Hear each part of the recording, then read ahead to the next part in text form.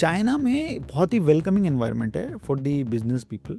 Almost अपने Indian railway के network के लगभग उतना ही उनके पास बुलेट ट्रेन नेटवर्क है। इंडिया में आज के टाइम पर अपना स्टार्टअप शुरू करना, अपना बिजनेस शुरू करना कितना फिजिबल है। आप सोचिए ऐसे ऐसे सब्जेक्ट्स अभी भी पढ़ाए जा रहे हैं जिनका आज के दिन में कोई रिलेवेंस कोई नहीं है। रिलेवेंस। गवर्नमेंट ने स्मार्ट सिटीज का एक कॉन्सेप्ट लाई, क्या वो एक सिर्फ नैरेटिव भर है? देखिए गवर्नमेंट का इंटेंट बहुत अच्छा था, ग्राउंड लेवल पे बहुत ज़्यादा मूवमेंट नहीं आया to be very frank. Government आपको आपके बच्चों को एम्प्लॉयमेंट नहीं दे सकती, हर बच्चे को नहीं दे सकती। आप सोचिए एजुकेशन लोन आज के दिन पे आपके कार लोन और होम लोन से महंगा है। आर्टिफिशियल इंटेलिजेंस का डिस्ट्रप्शन हुआ है दुनिया में, तो आने वाला टाइम और ज़्यादा चैलेंजिंग होने वाला है हमारे लिए। आप ये सोचिए जो काम आप 4 दिन में कर पा रहे थे वो आप 1 दिन में कर पा रहे हैं, इसका मतलब आप और ज़्यादा काम कर सकते हैं। आप ये क्यों सोच रहे हो कि लोग कम करने पड़ेंगे?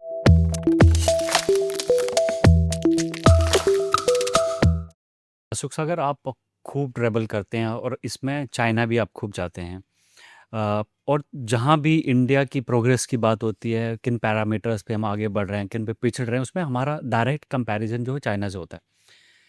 आप मुझे बताइए कि आपका क्या ऑब्जर्वेशन है, आपकी क्या रीडिंग है कि चाइना ने कौन सी पिछले 20 साल में कौन सी 5 बढ़िया चीज़ें की जिनकी वजह से वो आगे निकले हैं, और कौन सी ऐसी चीज़ें इंडिया के एंड पे जो गलतियाँ हुई हैं जिसकी वजह से हम लोग we are lagging behind in terms of development, in terms of ये जो अर्बन प्लानिंग है और इंफ्रास्ट्रक्चर है। देखिए चाइना एक बहुत इंटरेस्टिंग केस है ह्यूमन सिविलाइजेशन के हिस्ट्री में है। अच्छा। और हम दोनों मुल्क लगभग लगभग आज़ाद एक ही समय पे हुए हैं। और जो अपना इंडस्ट्रियल प्रोग्रेस जो अर्ली 80s 90s के लगभग बराबरी था, हम कोई बहुत ज़्यादा जुदा जुदा नहीं थे, हमारी प्रोग्रेस ऑलमोस्ट सेम थी।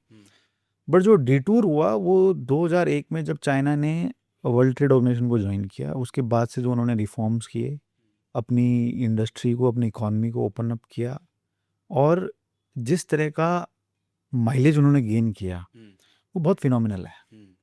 और दूसरा देखिए पॉलिटिकल सिस्टम्स दोनों कंट्री के बहुत डिफरेंट है, वो एक बहुत बड़ा रोल प्ले करता है। हम एक कंसल्टेटिव डेमोक्रेसी है जिसका अपनी एक अलग ब्यूटी है, जहाँ पर आप सबको साथ लेके जाते हो। आप किसी के अगेंस्ट हो, अगर गवर्नमेंट का है उसमें कोई गिला शिकवा कोर्ट जा सकता है, उस पर स्टे ले सकता है, उससे बात कर सकते हैं। सो जो प्रोग्रेस इंडिया में होती है हर आदमी कह सकता है हाँ, हम इसमें भागीदार हैं। चाइना में क्या है कि गवर्नमेंट डिसाइड्स एवरीथिंग, पूरा उनका अपने हिसाब से काम चलता है। जो फंडामेंटल है डेवलपमेंट का, वो again as I always say, land is the fundamental for every kind of development. आप एयरपोर्ट बनाइए, बस टर्मिनल बनाइए, मेट्रोज बनाइए, बुलेट ट्रेन बनाइए, कुछ भी बनाइए, आपको सबसे एक स्कूल बनाने के लिए आपको सबसे पहले ज़मीन चाहिए। अगर वो फाउंडेशन है, जैसे एक बच्चे को कॉपी पे लिखने के लिए आपको कलम और एक पेपर चाहिए, वैसे ही डेवलपमेंट के लिए आपको वो चाहिए। एंड वहाँ पूरी लैंड होल्डिंग गवर्नमेंट की है। वहाँ रूरल एरियाज में जो लैंड होल्डिंग है वो कोऑपरेटिव की तरह कलेक्टिव लैंड होल्डिंग होती है, जहाँ पर आप सब खेती करते हो साथ में। आप किसी भी प्राइवेट पार्टी को डायरेक्टली रूरल लैंड्स को नहीं बेच सकते, आपको गवर्नमेंट को ही बेचना पड़ेगा। और गवर्नमेंट आपसे सस्ते रेट में, जैसे अपने नोएडा में अवाप्त होती है, वैसे आपको लैंड खरीदती है, जो भी रेट होती है सस्ता महंगा वटेवर, वो लेती है। एंड देन फर्दर वो अपने अच्छे पैसे पे उसको आगे फैक्ट्रीज को अलॉट करती है। उससे क्या है, तो डेवलपमेंट जो है बहुत प्लान मैनर में होता है। और जो अर्बन एरियाज की लैंड वो 100% गवर्नमेंट ओन्ड है, तो you don't have to consult anyone. अच्छा। आपने जो किया वही फाइनल है।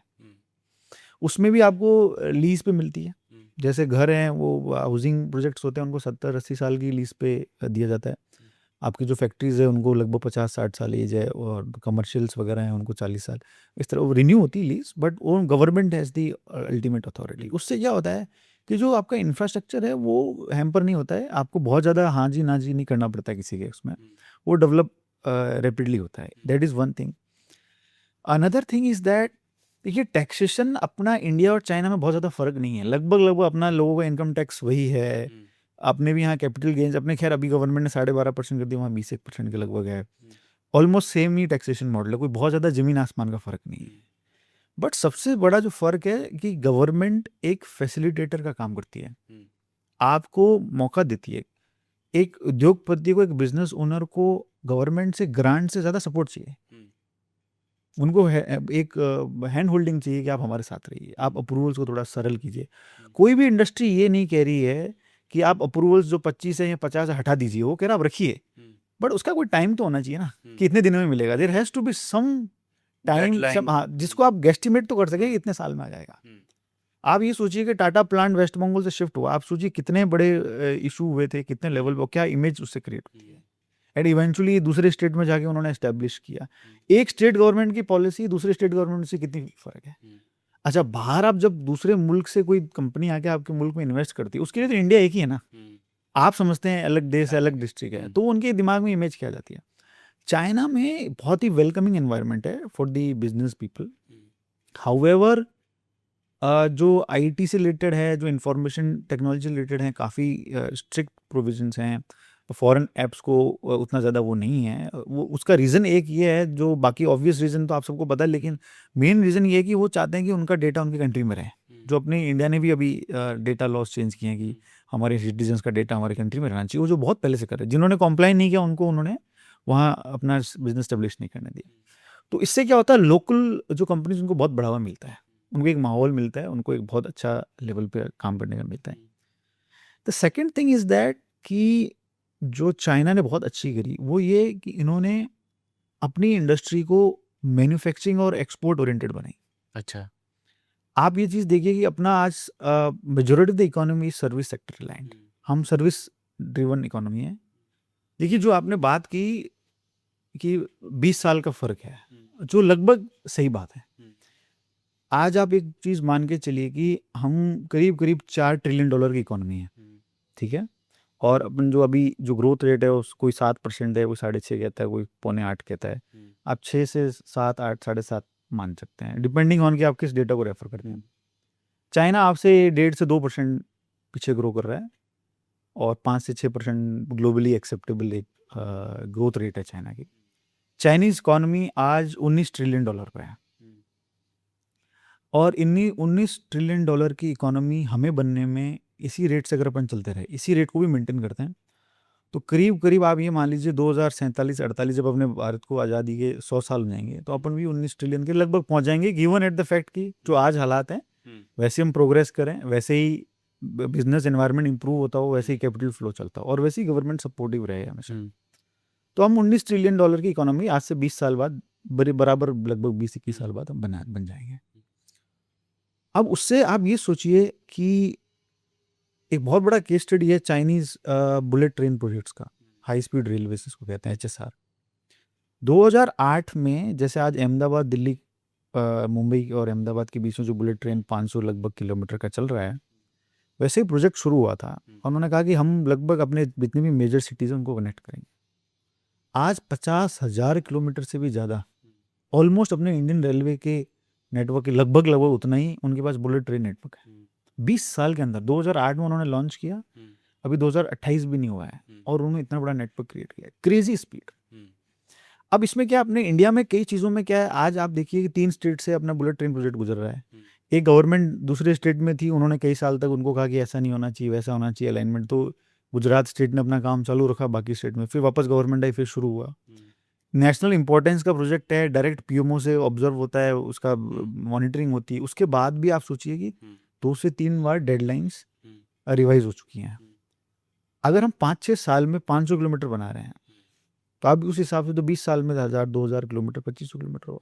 तो थोड़ा हमको इंट्रोस्पेक्ट करने की जरूरत है as a country, as a policy makers, कि हम कहाँ लैग कर रहे हैं। इंफ्रास्ट्रक्चर के लिए लैंड चाहिए, आपको लैंड से रिलेटेड कानूनों को नेशनल लेवल पे रिफॉर्म्स की तरफ ले जाना होगा। अब उनको लैंड ओनरशिप थोड़ी सरल करनी पड़ेगी। पूरे कंट्री को आपको एक धागे में पिरोना होगा। लैंग्वेज अलग हो सकती है, आप तमिलनाडु जाएंगे वहाँ की अलग लैंग्वेज हो सकती है कागज़ की, आप बंगाल जाएंगे वहाँ अलग हो सकती है, आसाम में अलग हो सकती है, उसमें कोई बात नहीं है। लेकिन अगर मैं स्क्वायर मीटर में कहीं मेजर कर रहा हूँ, तो दूसरे स्टेट में वो दूसरे यूनिट में मेजर हो रही है। एक डॉक्यूमेंट, आज पूरे कंट्री में हम सभी नेशनल के पास एक जैसा वोटर आईडी है, एक जैसा ड्राइविंग लाइसेंस है, एक जैसा पासपोर्ट है, एक जैसी लैंड ओनरशिप क्यों नहीं हो सकती है, एक जैसा कागज क्यों नहीं हो सकता, जिसको किसी भी स्टेट में जाकर आदमी कैसे भी पढ़ ले। तो वो उस तरह का रिफॉर्म की जरूरत है। और कई जो रेवेन्यू से रिलेटेड लिटिगेशंस हैं, उनको गवर्नमेंट को मैसिव लेवल पे लोक अदालत लगा के उसको सेटल करना चाहिए। अदालतों में, लोअर लेवल की अदालतों में मैसिव हायरिंग की, आईटी इंफ्रास्ट्रक्चर की जरूरत है। तो वो एक बहुत, आज एक छोटा सा कोई मैटर लेके तहसीलदार कोर्ट में, एसडीओ कोर्ट में, कलेक्ट्रेट में जाके आदमी स्टे लेके आ जाता है कि साहब मेरे को ये चीज़ ऐसे नहीं, ऐसा होना चाहिए, स्टे है, स्टेटस को है, अब आप कुछ नहीं कर सकते, आप फिर हायर उस पे ऊपर वाले कोर्ट में जाइए, उसको हटाएंगे। उस प्रोसेस में इतना टाइम लग जाता है कि फिर वो डेवलपमेंट प्रोग्रेस हट जाती है। फिर जिस कंपनी को आपने प्रोजेक्ट दिया है वो पूरा नहीं कर पाती है, वो अगेन रियल एस्टेट से कनेक्टेड है वापस। जो सपने दिखाए थे कि मुझे अपार्टमेंट बेचना है, ये करना है, ये एक्सप्रेस पे बनेगा, वो बनेगा कैसे? आपके लैंडलॉर्ड्स ही वैसे नहीं है। जो डेवलपर को फेस हुआ वही इंफ्रास्ट्रक्चर कंपनीज को फेस हुआ। सो चाइना ने एक्चुअली उनका फाउंडेशनल लेवल पे ही जो ओनरशिप स्ट्रक्चर है, जो कम्युनिस्ट पार्टी का शुरू से रहा है, वो वैसा रहा है। दूसरा एक इंटरेस्टिंग एस्पेक्ट है जो हम पढ़ते हैं कई बिजनेस बुक्स में, कि China is by and large country made by engineers, the society of engineers. आज आप सीसीपी में देखिए, इवन खुद प्रेसिडेंट भी एक इंजीनियर है, chemical engineer, I think chemical engineering है उनकी। Majority of the leadership engineering, chemical engineering, physics, mathematics, biology के बैकग्राउंड से हैं, इंजीनियर्स हैं। तो उनका दिमाग हर प्रॉब्लम को वो इंजीनियर्स की तरह अटेम्प्ट करता है। अच्छा। हम यहाँ पर हर प्रॉब्लम को पॉलिटिकल एंगल से पहले देखते हैं कि कितने लोग इसके लिए एग्री करेंगे। तो उस बैलेंसिंग एक्ट में क्या इंजीनियरिंग बहुत पीछे रह जाती है। फिर आप देखते हैं वो ब्रिज बनाया रेलवे स्टेशन का, वो टेढ़ा हो गया, 90 डिग्री पे हो गया, because your politics takes over the execution. So वहाँ इंजीनियरिंग माइंडसेट से हर प्रॉब्लम को अटेंड करता है। वर्ल्ड का सबसे बड़ा डैम वहाँ बना के बैठे हुए लोग। अगर उस तरह का आज अपने इंडिया में जिस तरह के इन्वायरमेंटल रूल्स हैं, मैं ये नहीं कह रहा हूँ आप इन्वायरमेंटल रूल्स को जीरो कर दीजिए, ऐसा कुछ भी नहीं होना चाहिए, वैसा आप बिल्कुल कीजिए, बट नेशनल इंटरेस्ट भी तो एक चीज़ है ना। मैं कह रहा हूँ उन इन्वायरमेंटल लॉज के होते हुए भी क्या इन्वायरमेंट को डैमेज नहीं हो रहा है? बिल्कुल हो रहा है। तो आप इसको रेगुलेट कीजिए, उसको प्रॉपर प्रोसीजर से लेके आइए, थोड़ा रेड टेप को कम करके अपन थोड़ा उसको फास्ट कर सकते हैं। चाइना में आज अपने यहाँ कोई प्रोजेक्ट लाना है, इन्वायरमेंट इम्पैक्ट असेसमेंट रिपोर्ट बनती है, सारे स्टेक होल्डर्स को बिठाना पड़ता है, पूरा प्रोसेस होता है, चाहे वो गवर्नमेंट प्रोजेक्ट हो, चाहे प्राइवेट प्रोजेक्ट हो, चाहे बाहर का प्रोजेक्ट हो, पूरी प्रोसीडिंग्स वहाँ पर चलती हैं। एक आदमी ने बोल दिया ऐसा नहीं होगा तो उसको सुनना पड़ेगा आपको, so that you are at the mercy of desire of you people. So मेरा है कि एक शॉर्ट टर्म में गवर्नमेंट को कुछ डिसीजन ऐसे लेने पड़ेंगे जहां उनको डेवलपमेंट के लिए, ताकि अच्छा उसका डायरेक्टली बेनिफिट किसको जा रहा है? पॉपुलेशन को जा रहा है। उस आदमी को नहीं पता है कि उसका कितना बड़ा बेनिफिट है। यहाँ अगर रेल प्रोजेक्ट आ जाएगा उसके लिए कितना बड़ा कन्वीनियंस है, उसको अभी आज उसकी लैंड होल्डिंग की चिंता है। गवर्नमेंट उसको एड्रेस करे, उनके प्रॉब्लम्स को सॉल्व करे और केस टू केस बेसिस पे उसको हैंडल करें। So that is one thing which we can learn from countries like China. और धरती पे पॉपुलेशन स्केल में एक यही मॉडल है जिससे आप सीख सकते हो। बाकी आपने जिन भी कंट्रीज का नाम लिया, चाहे वो सिंगापुर हो, हांगकांग हो, again Hong Kong is China only, चाहे दुबई हो, कोई भी मुल्क हो, किसी भी सिटी की आप बात कीजिए, पॉपुलेशन उसका स्केल नहीं है। हमको एक छोटी सी प्रॉब्लम हैंडल करनी है, एक छोटे से तबके को पानी, बिजली, कपड़ा देना है। हमारे यहाँ 150 करोड़ लोग हैं। आप सोचिए कितनी बड़ी जियोग्राफी है, कितने बड़े एरिया में हम फैले हुए हैं, कितने हमारे कोस्टल एरियाज हैं, इतनी लैंग्वेजेस हैं, इतने पॉलिटिकल सिस्टम इतना डाइवर्स है। So we have to have certain things which are common in that. चलिए, बहुत नाउमीदी की हमने बात कर ली एक तरह से, क्योंकि लॉ और इतने ज़्यादा लूप होल्स हैं। कुछ उम्मीदी की बात करते हैं, उम्मीद की बात करते हैं। और उम्मीद आपकी पूरे आपके, जब आपको मैं देखता हूँ, आपके बारे में जब मैंने स्टडी किया, तो मुझे लगा कि वो आपने अचीव किया जो कि आज millions of Indian young Indians Aspire करते हैं। आप पहले एक एम्प्लॉय थे, आज एक एम्प्लॉयर हैं। और जो लोग अपना जॉब छोड़कर बिजनेस में जाने की सोच रहे हैं, अपने अपने पैशन को परस्यू करने की सोच रहे हैं, उनके पास प्लान तो है, मगर एग्जीक्यूशन का और एक होता है ना डेयरिंग स्टेप, फर्स्ट स्टेप, वो नहीं ले पाते हैं, वो रिस्क नहीं ले पाते हैं। थोड़ा सा उन लोगों के लिए मुझे बताइए कि इंडिया में आज के टाइम पर अपना स्टार्टअप शुरू करना, अपना बिजनेस शुरू करना कितना फीजिबल है, और क्या क्या ऐसे स्टेप्स हो सकते हैं, या एक स्टेप बाय स्टेप गाइड अगर आप दे सकें, 5 चीज़ें जो आप कर सकते हैं जिससे कि आप सक्सेसफुल हो सकते हैं। देखिए प्रवीण जी, लाइफ का कोई भी डिसीजन हो, चाहे वो बिजनेस हो, चाहे करियर हो, चाहे बाइंग हो, चाहे सेलिंग हो, आपकी स्मॉलेस्ट यूनिट जो घर की होती है वो फैमिली होती है, उससे शुरू होता है। वहीं से चर्चा शुरू होती है कि हमें करना है ये चीज़। सबसे पहले वहाँ रिफॉर्म की ज़रूरत है। हमारे पेरेंट्स को ये समझने की ज़रूरत है कि गवर्नमेंट आपको, आपके बच्चों को एम्प्लॉयमेंट नहीं दे सकती, हर बच्चे को नहीं दे सकती।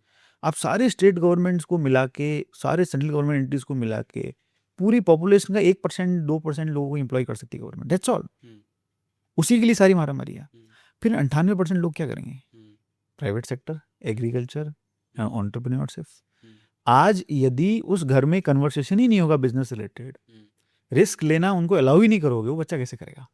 आप डे वन से उसकी कंडीशनिंग कर रहे हैं कि आपको तो ये एग्जाम क्लियर करना है, आपको वो एग्जाम क्लियर। अभी आप देखिए पेपर लीक पे इतना हल्ला हो रहा है, चारों ओर उस तरह का चल रहा है कि ये हो गया। आप सोचिए, these processes are not selection process, these are rejection. इतनी बड़ी पॉपुलेशन में आप कैसे 500 लोगों को सिलेक्ट कीजिएगा? यही प्रोसेस हो सकता है। आप एक एनालिटिकल होके तो उसको कर ही नहीं सकते हो। You have to have a process जहां पर मैसिव लोग पहले फिल्टर हो जाएं, उसको टफ बना दीजिए। भले ही वो उस एग्जाम में जो दिए गए सवाल बाद में जीवन में आपके काम आए ना है, that is a different question, but fundamentally आप एक लार्जर पॉपुलेशन में फिल्टर करते हो। फिर वो अपने कोचिंग के सिस्टम में वापस जाते हैं, फिर पढ़ते हैं अगेन, वो सिस्टम में वापस चलता है, ये साइकिल चलती रहती है। गवर्नमेंट को चाहिए कि आज ग्राउंड लेवल पे हमारे स्कूल्स में एंटरप्रेन्योरशिप से लेकर और उद्योग से रिलेटेड अवेयरनेस बढ़ानी चाहिए, इंसेंटिवाइज करना चाहिए, उस सोच के डायरेक्शन में जाना है।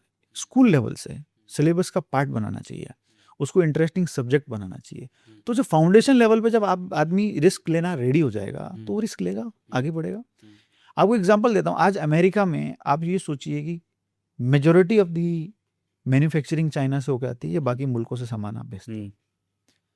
फिर भी वर्ल्ड की सबसे बड़ी कैपिटलिस्ट कंट्री है, सबसे बड़ी पावरफुल इकोनॉमी है, militarily every from every aspect they are the best, और उसको लोग बेंचमार्क मान के हर चीज कर रहे हैं आज के दिन। Why? Because the access to capital is very easy and cheap. पैसा लेना बहुत आसान है वहां पर, और रिस्क को इंसेंटिवाइज किया जाता है, उसको टैबू की तरह नहीं जाता है। फेलियर को टैबू की तरह नहीं देखा जाता। फेलियर हुआ ना, कोई बात नहीं, वापस अटेम्प्ट करेंगे। तो उससे आज आप देखिए जिस तरह के स्टार्टअप्स बन रहे हैं, कितना वैल्यू एडिशन हो रहा है। मतलब $1 ट्रिलियन इकोनॉमीज में ट्रिलियनेट्स बन रहे हैं, और $1 ट्रिलियन कंपनीज बन रही, जो एक टाइम पे सपना हुआ करता था कि $1 ट्रिलियन इकोनॉमीज में $1 ट्रिलियन ट्रिलियनेट्स और $1 ट्रिलियन कंपनीज बन रही है। कितनी बड़ी बात है यार। अपने आप में सोचिए कि एक इलॉन मस्क की इंडिविजुअल जो वैल्यूएशन है वो कई 100 मुल्कों के इकोनॉमी से ज़्यादा है। एग्जैक्टली। तो व्हाट दैट शोज कि आप कितना कुछ कर सकते हैं यदि आप एंटरप्रेन्योरशिप को अलाउ करें। एक स्मॉल लेवल पे, छोटे लेवल से शुरुआत करनी चाहिए, उसको प्रमोट करना चाहिए। गवर्नमेंट का काम उनको ये बताना नहीं कौन सा बिजनेस करो, गवर्नमेंट का काम है उनको एक हेल्पिंग हैंड देना, और एक तरह का जैसे बियरिंग में ग्रीस का काम करना है। आपको और कोई काम नहीं करना है। आपको गवर्नमेंट को कोई एक्स्ट्रा फंड देने की जरूरत नहीं, उनको सिर्फ माहौल देना है। एक और बहुत इंपॉर्टेंट चीज है कि जो चाइना की बात हो रही थी अभी, चाइना में ग्रास रूट लेवल पे, तालुका लेवल पे या डिस्ट्रिक्ट लेवल पे या प्रोविंस लेवल पे, हर तरीके से जो ITIs एंड पॉलिटेक्निक्स हैं, जो इंडस्ट्रियल ट्रेनिंग इंस्टीट्यूट्स हैं और जो पॉलिटेक्निक्स हैं, वो सारे के सारे इतने इक्विप्ड हैं मॉडर्न टेक्नोलॉजी से, मैन्युफैक्चरिंग कैपेबिलिटीज से, जिससे कि वहाँ का एक लार्जर यूथ अपने आप को एम्प्लॉयबल पाता है, और उनको गवर्नमेंट का इतना ज़्यादा एक्सपेक्टेशन नहीं है। Government job are not most desired for. उनको लगता है मैं कुछ ना कुछ छोटी फैक्ट्री खुद छोटा सेटअप कर सकता हूँ। आज हमारी यूनिवर्सिटीज़ इतनी हैं, प्राइवेट यूनिवर्सिटीज़ इतनी डिग्रीज आ रही हैं। आप सोचिए ऐसे ऐसे सब्जेक्ट्स अभी भी पढ़ाए जा रहे हैं जिनका आज के दिन में कोई रिलेवेंस नहीं। AI के ज़माने में आपको कोई रिलेवेंस नहीं हो चीज़ों का। तो हमको आज भी पॉलिटेक्निक्स और ITIs पे फोकस करना चाहिए। इवन हर डिस्ट्रिक्ट हेडक्वार्टर, हर तहसील हेडक्वार्टर पे ITIs बनाइए। आप कॉर्पोरेट घरानों से, जो सक्सेसफुल कॉर्पोरेट्स हैं, जो CSR फंड है, उनको बोलिए कि एक एक डिस्ट्रिक्ट पे एक आप ITI बना के उसको गोद लेके चलाइए और उसको फंक्शनल कीजिए। आज चलिए आप गवर्नमेंट सारा सिस्टम बना के आप वो देती है, लैंड देती है, आपके पास वर्कफोर्स ही नहीं है ट्रेंड, आप कैसे कीजिएगा काम? कैसे आप उसको मैन्युफैक्चर कीजिएगा? सो फॉर दैट ये पूरा इकोसिस्टम है। It starts with the family and ends where government decides कि हाँ यहाँ फैक्ट्रीज है कि आप इसमें काम कर सकते हो, अपना बिजनेस शुरू कर सकते हो। हर लेवल पे वो काम संभव है अगर गवर्नमेंट हेल्प करें और अपना माइंडसेट अपन चेंज करें। आपने इकोसिस्टम की बात करी, मैं उस माइंडसेट पे पूछना चाह रहा हूँ आपसे, वो माइंडसेट जानना चाह रहा हूँ जहाँ पर रिस्क लेने का एक रहता है, और पेशेंस बहुत की है इस मामले में। बहुत सारे लोग सोचते हैं कि मैं ये बिजनेस कर लूँ, ये कर लूँ, इसमें कैपिटल डाल दूँ, यहाँ से गेन ले लूँ, मगर वो एग्जीक्यूट नहीं कर पाते हैं। एक प्लान को पेन पेपर से आपने एक प्लान बना लिया बोर्ड रूम में, और उसको एग्जीक्यूट करना है, वो जो एक प्रोसेस होता है उसके लिए थोड़ा सा मुझे बताइए। देखिए प्रवीण जी, मैं वो एक चीज़ बताऊं कि आज हम कई 100 लोगों को अपनी टीम में रखते हैं, कई लोग रोजगार चला रही है हमारी कंपनी, कई जगहों पे काम कर रहे हैं हम लोग। जो एक फंडामेंटल जो चीज़ देखते हैं वो ये दिखती है कि बिजनेस में कैपिटल से भी बड़ा चैलेंज है human resource. Capital is not the biggest challenge, people. people is finding right people for right roles, right job description is a very tough. आज भी चैलेंज है. आप एक छोटा सा इलेक्ट्रॉनिक्स शोरूम कर लीजिए, आपको अच्छे सेल्समैन नहीं मिल पाएंगे उस प्राइस बैंड पे, उस सिटी के उस पार्ट में. आप एक अच्छा कोई रिसर्च सेंटर खोल लीजिए, आपको उस तरह का मिल पाएगा, क्योंकि हम फाउंडेशन लेवल पे वो सब चीज़ें नहीं कर रहे हैं. सो आपको अपने लेवल पे कॉर्पोरेट को खुद सिस्टम क्रिएट करने पड़ते हैं, ट्रेनिंग मॉड्यूल्स बनाने पड़ते हैं, सिस्टम्स बनाने पड़ते हैं, उसको ग्रूम करना पड़ता है, डेवलप करना पड़ता है. उससे अब आप सोचिए जो आप काम आज करना चाह रहे थे वो काम आज से 1 साल बाद शुरू हो पाएगा. So we are as a economy, as a nation competing with someone. एक व्यक्ति है जिसको आपने बेसमेंट खोदने के लिए फावड़ा दिया हुआ है, वो उससे खोद रहा है, डेली खोद रहा है, उसको 1 महीना लगा बेसमेंट में. आपका पड़ोसी एक दिन जेसीबी जैसा इक्विपमेंट लाया, एक्सकेवेशन करके 2 से 3 दिन में बेसमेंट खोद के चले गए. दोनों ने बेसमेंट ही खोदा है. उसके पास एक ऐसा टूल है जिससे वो साल में 20 बेसमेंट खोद सकता है, वो शायद साल में 3 ही बेसमेंट खोद सकता है.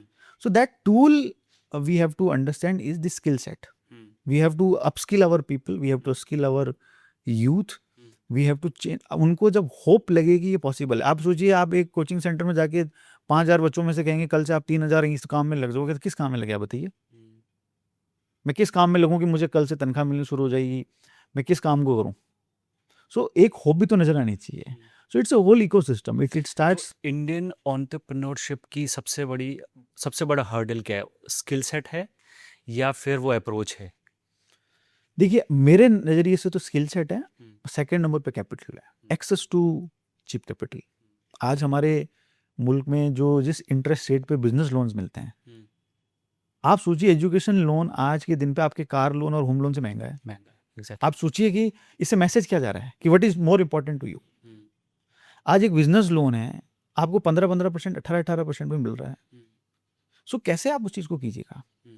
वेस्टर्न फंड्स, कनाडा के पेंशन फंड्स, हम कई इस तरह के फंड से डील करते हैं जो अपना कैपिटल इंडिया में ला के 6% रिटर्न लेके जा रहे हैं और खुश हैं वो 6% में, क्योंकि इतना एक्सेस कैपिटल है. आज जापान जैसे मुल्क अपने जो जीका है, जो इसने दिल्ली मेट्रो को इतना सपोर्ट किया फाइनेंशियली, अपना बुलेट ट्रेन प्रोजेक्ट को फाइनेंस कर रहा है, ये इतने डेवलप्ड मुल्क अपने इकोनॉमी में पैसा क्यों लगा रहे हैं? वहाँ एक स्टेगनेंसी आ चुकी है, वहाँ पैसा नहीं बनता है. जो हो चुका हो गया है, कोई नया चीज़ नहीं है. पॉपुलेशन एज हो चुकी है, अब there is nothing which moves by and large. So इस मुल्क में आके वो 6% का रिटर्न, 7% का रिटर्न के लिए अपना पैसा ला रहे हैं, फंड कर रहे हैं. पेंशन फंड्स हैं, कई तरह के इक्विटी फंड्स हैं जो इस तरह का रिटर्न लेने आ रहे हैं. तो आप ये सोचिए कि हम उस चीज़ को क्यों और स्मूथ नहीं कर सकते. आज इंटरनेशनल इन्वेस्टर आ रहा है, उसको कैपिटल गेन्स का टैक्स का दिक्कत है, कई कॉम्प्लायंस इशू हो जाए, थोड़ा फ्री करना पड़े. हम ये नहीं कह रहा फॉर एवर फ्री कीजिए, एक विंडो रखनी चाहिए गवर्नमेंट को, जिस समय वो चाहे पूरा इकोनॉमी, पूरा देश फले फूले. बद्दी हिमाचल प्रदेश में गवर्नमेंट ने बहुत अच्छा एक्सपेरिमेंट किया था, स्पेशल इकोनॉमिक जोन वाला, जो टू एन एक्सटेंड अपने चाइना के बिजनेस इंडस्ट्रियल मॉडल जैसा ही था. आप ये सोचिए, अपन आज वर्ल्ड की फार्मेसी बन चुके हैं. तो विश्व की 40 से 50% जेनरिक दवाइयाँ इस देश में बनती हैं. आप यूएस चले जाइए, यूरोप चले जाइए, बेस्ट क्वालिटी जो दवाइयाँ वो यहाँ बन रही हैं, because someone took the risk. एक एनवायरनमेंट दिया. जिस दवाई का आप रेपर उठा के देखिए उसमें बद्दी हिमाचल प्रदेश लिखा रहता था, और आज बच्चे को पता है ये फायदा है. चाइना ने इसी तरह से सिटीज बनाई. उन्होंने शेंजन बनाया जहाँ इलेक्ट्रॉनिक्स का है, गोंगजू, फोशान, निंगबो, हर एक एलिमेंट, हर एक प्रोडक्ट के लिए एक पर्टिकुलर सिटी को डेडिकेट कर लिया कि आपको सुबह शाम इसी चीज़ पे काम करना है. तो एक इन्वायरमेंट बन गया. आज इंडिया में आपकी च्यवनप्राश की फैक्ट्री नॉर्थ में भी लग सकती है, साउथ में भी लग सकती है, ईस्ट में लग सकती है, वेस्ट में. अब उनका रॉ मटेरियल कहाँ से आ रहा है, कितना लॉजिस्टिक्स में टाइम लग रहा है. ऑटोमोबाइल कंपनियां साउथ में भी है, नॉर्थ में भी है, सेग्रीगेटेड है.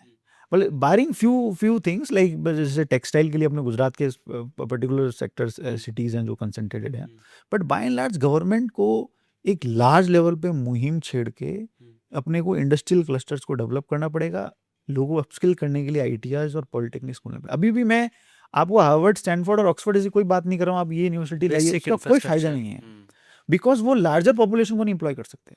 लार्जर पॉपुलेशन को तो फैक्ट्रीज में एम्प्लॉयमेंट देंगे. ये देश युवाओं का देश है ना. यहाँ के जो मीडियन एज है वो 29 ईयर्स है, और आपने बोला कि सर्विस सेक्टर हमारी स्ट्रेंथ है. ऐसे में एक थ्रेट, एक तो स्किल सेट नहीं है हमारे पास, और सिस्टमेटिक वो ट्रेनिंग नहीं है. दूसरा, आर्टिफिशियल इंटेलिजेंस का डिसरप्शन हुआ है दुनिया में। तो आपको लगता है कि ये इंडिया के लिए और चैलेंजिंग टाइम हो सकता है अगले 10 साल 20 साल, अगर हम अपस्किलिंग नहीं करते हैं इस तरह से, जो आपने बताया आईआईटीज़ और आईटीआईज़ नहीं खुलते हैं या उनको ट्रेनिंग से नहीं जोड़ते हैं, तो आने वाला टाइम और ज़्यादा चैलेंजिंग होने वाला है हमारे लिए? देखिए एआई मैं चैलेंज के तौर पे नहीं देखता हूँ, मैं एक तरह से इसको अ, एक तरह से मैं इसको ग्रीस का काम करेगा अपनी इकोनॉमी में। बट जब हर चीज़ ऑटोमेशन में जा रही है देखिए उस उसमें दो चीज़ें हैं, ये हर एक 30-40 साल में कुछ ऐसी नई टेक्नोलॉजी आई है जो पूरा वर्ल्ड को डिसरप्ट करती है। एक टाइम पे इंटरनेट आया था, .com बूम आया था, लोगों को लगता है अब सब दुनिया खत्म हो जाएगी, अब बस इंटरनेट में सब कुछ होगा। फिर वो भी चीज़ें धीरे धीरे चली, कंप्यूटर आया तो वही चीज़ हो गई, जो काउंटिंग सॉफ्टवेयर आया तो भी यही चीज़ हुई। अब तो स्टेनोस खत्म हो जाएंगे, अब दुनिया खत्म हो जाएगी, इस तरह ऐसा नहीं होता है। हर चीज़ का एक समय होता है और एक ट्रांसफॉर्मेशन के जोन में जाता है वर्ल्ड, और वो टेक्नोलॉजिकल एडवांसमेंट की वजह से ही पॉसिबल है।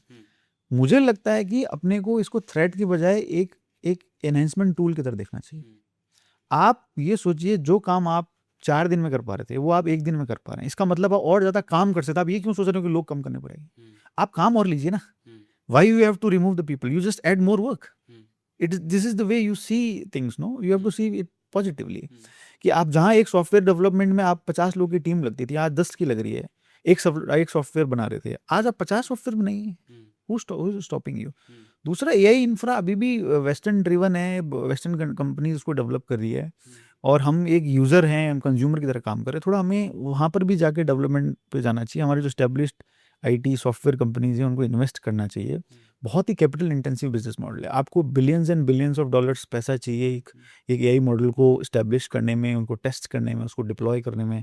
It takes lot of time and efforts. So वो गवर्नमेंट जब तक पुश नहीं करेगी, गवर्नमेंट जब तक सपोर्ट नहीं करेगी, it's very hard to break through that. So I don't see as a threat, but yes short term में आपको शॉक वेव जरूर मिलेंगे। एक जो अपने आप को अपस्किल नहीं करेगा, आप अपने जर्नलिस्टिक अप्रोच में देखिए, आप एक स्टोरी लिखते थे, खुद टाइप करते थे, आज एक प्रॉम्प्ट दे के स्टोरी बना सकते हो। आप 4 लाइन बोलिए, आप पूरी स्टोरी बन रही है, न्यूज़पेपर बन रहे हैं एआई के ऊपर। जैसे ह्यूज ट्रांसफॉर्मेशन इज गोइंग तो टू। आप बहुत सारे ऐसे तेज़ी से बढ़ते हुए या ग्रोइंग कंपनीज को भी कंसल्टेशन देते हैं। मुझे ये बताइए 4-5 ऐसे बिजनेसेस जो कि इंडिया में बहुत अच्छे, जिनकी अपॉर्चुनिटीज़ हैं और लोग एक्सप्लोर कर सकते हैं, ऐसे 4-5 बिजनेसेस टियर 1 टियर 2 सिटीज़ के लिए, स्मॉल सिटीज़ के लिए भी इवन। देखिए अपन ऑलरेडी एक सर्विस सेंट्रिक इकोनॉमी है, ठीक है, एंड उसके उपरांत भी मैन्युफैक्चरिंग में बहुत स्कोप है। गवर्नमेंट ने कई ऐसे पॉलिसीज़ बनाई हैं जिसमें कि अब आपको बाहर से कोई भी चीज़ सामान मंगाना है, चाहे वो चाइना हो, ताइवान, कहीं से भी इंपोर्ट करना हो, वो धीरे धीरे महंगा होता जा रहा है। अभी रिसेंट में सोलर पैनल्स में रिफॉर्म्स लाए हैं। गवर्नमेंट ने कहा कि साहब आप जो सिलिकॉन सेल्स हैं, जो इक्विपमेंट है, आप बेसिकली असेंबल करते थे, लेकिन मेन आइटम आप इंपोर्ट कर रहे हैं, उसको भी यहाँ बनाइए, तभी हम कुसुम योजना में यूज़ करेंगे। तो सिमिलर लेवल पे, छोटे छोटे लेवल पे मैन्युफैक्चरिंग में जाना चाहिए। उसके 2 रीज़न है, एक तो मैन्युफैक्चरिंग में एंट्री बैरियर्स बहुत कम है, आप बहुत से लोगों को डिप्लॉय कर सकते हैं। आप ये अपने ग्रास रूट लेवल पे उसको शुरू कर सकते हैं, आप अपने घर से शुरू कर सकते हैं। आप कोई चीज़ असेंबल कर रहे हैं, आप कोई छोटा उद्योग बना रहे हैं, उस तरह से शुरू कर रहे हैं, ई-कॉमर्स पे बेच सकते हो उस प्रोडक्ट को। आज क्विक डिलीवरी कॉमर्स हैं आपके, उसमें आप अपना उसको बेच सकते हो। The second thing is tourism. हम अभी भी वर्ल्ड के टॉप टूरिज्म डेस्टिनेशंस में से नहीं है। अगर गवर्नमेंट उसमें रिफॉर्म्स लाए, थोड़ा अपने इंफ्रास्ट्रक्चर को सही करे, टूरिस्ट डेस्टिनेशन को साफ करे, थोड़ा रेगुलेट करे, तो बहुत बड़ा सेक्टर है। अपने पास इतना हिस्ट्री है, इतना कल्चर है, इतना अपने पास बताने को है दुनिया को, कि आप सोचिए कि लोग 70 मुल्क में जाएंगे और जो चीज़ देखेंगे वो अपने एक मुल्क में है। तो उस चीज़ से क्या है कि आप काफ़ी लोगों को एम्प्लॉयमेंट दे सकते हैं, और काफ़ी लोगों को अपस्किल करके उसमें डिप्लॉय किया जा सकता है। That is second thing. Third thing is कि जो अपनी इकोनॉमी की क्रिटिकल प्रॉब्लम्स हैं, लाइक वेस्ट मैनेजमेंट, जो बहुत बड़ा इंडस्ट्री उभर के आ रहा है। आप ये सोचिए कि अपने दिल्ली एनसीआर में कचरे के ढेर होते थे, वो इसलिए हुए कि किसी ने उस कचरे के ढेर को कचरा ही देखा। That is a gold mine. उसमें मेटल भी है, उसमें प्रीशियस मेटल भी है, उसमें प्लास्टिक भी है, उसमें ग्लास भी है, हर चीज़ रिसाइकिल हो सकती है। अब गवर्नमेंट ने इतने स्ट्रिक्ट नॉर्म्स बना दिए हैं कि कोई भी कंपनी प्लास्टिक प्रोड्यूस कर रही है, उसको उतना प्लास्टिक वापस लेना ज़रूरी है। तो एक कंपनी शुरू हो रही है, दूसरी कंपनी शुरू हो रही है, ऐसे करके कई कंपनीज़ हैं जो रिसाइकिल कर रही है, उनको क्रेडिट्स बेच रही हैं, वो कॉम्प्लाइंस कर रही है। मैंने 10,000 टन प्लास्टिक ऐड किया अपने उसमें, तो अब मुझे 10,000 टन का क्रेडिट लेना है। तो उससे कितनी इकोनॉमी बढ़ सकती है, आपके शहर साफ़ हो सकते हैं। गवर्नमेंट को जो अर्बन म्यूनिसिपैलिटीज़ हैं, उनको प्राइवेट हैंड्स में देना चाहिए। भाई आप एक ग्रास रूट लेवल पे एक मॉडल सेट कीजिए, एक को आप ट्रायल पे लेके देखिए, केस स्टडी कीजिए, अगर आपको सक्सेसफुल लगता है आप दूसरे को दीजिए। ULBs need massive reforms, that is another story जिस पे अपन कितने घंटों बात कर सकते हैं। कि आज भी आप देहरादून एक्सप्रेस वे बन गया, जैसे आप देहरादून एंटर करते हैं आपको लगता है यार क्या कहाँ गए, city is not ready to welcome you, उसका इंफ्रा रेडी नहीं है। आप शहर के जैसे बाहर जाते हैं आपको देश में प्रगति दिखती है, जैसे जैसे शहर में घुसते हैं आपको उल्टा दिखता है। Because our ULBs are still highly politicized, the people have intent but they do not have tools, highly controlled environment है अभी भी, और उनकी सोर्सिंग फंड का आज भी सेंट्रल गवर्नमेंट और स्टेट गवर्नमेंट पे डिपेंडेंट है, और उसके बिना वो चल नहीं सकती हैं। ऐसी कई बिजनेस मॉडल है जहाँ पर आप प्राइवेट कंपनी को सिटी का मैनेजमेंट दीजिए, स्टेट गवर्नमेंट भी रखिए, और वो पूरे सिटी को रिफॉर्म कर सकती है, आपसे पैसा भी नहीं लेगी, वो खुद उस कचरे से सफाई से पैसा बना लेगी। DMRC is the biggest example. 40 रुपए में आप एक शहर के कोने से दूसरे कोने जा रहे हो, आपको फील ही नहीं हो रहा है। दिस इज बिगेस्ट एग्जांपल कि अगर अपन किसी मॉडल को अच्छे से एग्जीक्यूट करें और अच्छा मौका दिया जाए। अब आज US में भी इस तरह के मेट्रो सिस्टम्स नहीं, अपना मेट्रो सिस्टम वर्ल्ड के best of the best metro systems में से है, तो उसको रेप्लिकेट गवर्नमेंट ने स्मार्ट सिटीज़ का एक कॉन्सेप्ट लाई, क्या वो एक सिर्फ नैरेटिव भर है, उसकी रियलिटी क्या है? क्या सही में हमारी सिटी स्मार्ट हो रही हैं, और स्मार्ट होने का मतलब क्या है आज के टाइम पर? देखिए, गवर्नमेंट का इंटेंट बहुत अच्छा था और जो विजन था वो भी बहुत अच्छा था। इवन अपने जो ऑनरेबल प्राइम मिनिस्टर थे उन्होंने यही बोला था कि हमको इतनी बड़ी पॉपुलेशन को शहर में होस्ट करने के लिए अपने पास इंफ्रा होना चाहिए, और वो तभी हो सकता है जब आप उन सिटीज़ को रेडी रखें उस चीज़ के लिए, जिसकी भी अपने बात करी। लेकिन देखिए, ग्राउंड लेवल पे again city development is a state subject, तो आप स्टेट्स के ऊपर डिपेंडेंट है। आप उनको फंड दे सकते हैं, पैसा दे सकते हैं, कॉम्प्लायंस उनको करना है। ग्राउंड लेवल पे बहुत ज़्यादा मूवमेंट नहीं आया, to be very frank, but as I said, आपको अर्बन लोकल बॉडीज, नगर पालिका, नगर परिषद, डेवलपमेंट अथॉरिटीज, DDA, ये सब रिफॉर्म करने पड़ेंगे। आप उनको एक बिजनेस हब की तरह चलाइए, आप एक ONGC की तरह चलाइए उसको, जो प्रॉफिटेबल है, आप एफिशिएंटली चला सकते हो। आप हर आदमी को टैक्स कॉम्प्लाइंट बनाइए, आप हर आदमी को कचरा उठाने के फीस देने के लिए मोटिवेट कीजिए कि आप कचरा यहाँ मत डालिए, एंड उसको बिजनेस मॉडल में तब्दील कीजिए। शहर अच्छे होंगे तभी तो स्मार्ट सिटी स्मार्ट होंगी। स्मार्ट का मतलब क्या है? कन्वीनियंस। कन्वीनियंस तभी तो होगा जब चीज़ें सही चलेगी, जो आपने प्लान की थी उस हिसाब से चलेगी। आप ये सोचिए, चंडीगढ़ जैसे शहर इंडिया में कितने और बन पाए हैं, और चंडीगढ़ आज से कितने समय पहले किस तरह से प्लान किया गया था, उस तरह के कितने मॉडल्स आप मुझे बताइए। नोएडा एक नए ज़माने में एक मॉडल है, बट इस तरह के बहुत ज़्यादा मॉडल्स क्यों नहीं है? क्यों हम वैसा नहीं कर पा रहे हैं? We have to introspect on that. ठीक है, थैंक यू सुख सागर जी, हमसे बात करने के लिए। ये कन्वर्सेशन बहुत इंसाइटफुल रहा, और बहुत कुछ सीखने जानने को मुझे भी मिला, और मैं उम्मीद करता हूँ कि हमारे दर्शकों को भी मिला होगा। Thanks for talking to us, thanks for your time. आपको ये बातचीत कैसी लगी कमेंट बॉक्स पे ज़रूर बताएं। कोई सजेशन हो, कोई सुझाव हो, कोई कंप्लेन हो, या कोई ऐसा टॉपिक हो जिसके बारे में आप और जानना चाहते हो, उसकी इनसाइट्स जानना चाहते हो, तो कमेंट बॉक्स में ज़रूर बताएं। ज़्यादा से ज़्यादा लोगों तक इस वीडियो को पहुंचाएं, ताकि इन्फॉर्मेशन और बढ़े, अवेयरनेस और बढ़े, और हम पूरे जो ग्लोबल ट्रेंड्स हैं उनको समझ सकें, सीख सकें। Thanks for watching.